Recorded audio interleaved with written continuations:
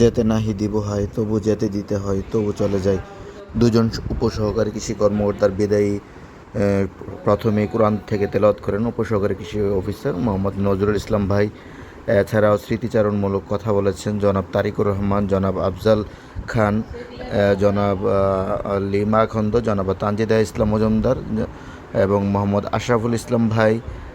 বিদায়ী অতিথি জনাব মোহাম্মদ হাদিউল ইসলাম ভূঁইয়া ও জনাব আতাউর রহমান। ওনারা এখানে যে বিজয়নগর যে কর্মদক্ষতা দেখিয়েছেন, পরবর্তী স্টেশনে ওনারা আরও ওনাদের এই ধারা অব্যাহত রাখবেন এবং আরও ভালো করবেন, যাতে আমাদের কৃষি সম্প্রসারণ অধিদপ্তরের মুখ ওরা উজ্জ্বল হয়। বিদায়ী সময় আমরা আপনাদের জন্য দোয়া করি, আপনাদের জীবন আনন্দে ভরে উঠুক এবং সাফল্যের দ্বার খুলে যাক। এছাড়া স্মৃতিচারণমূলক কথা বলেছেন জনাব জহিরুল ইসলাম ভাই, জনাব আলাউদ্দিন সাহেব, জনাব মোহাম্মদ নূর আলম সাহেব।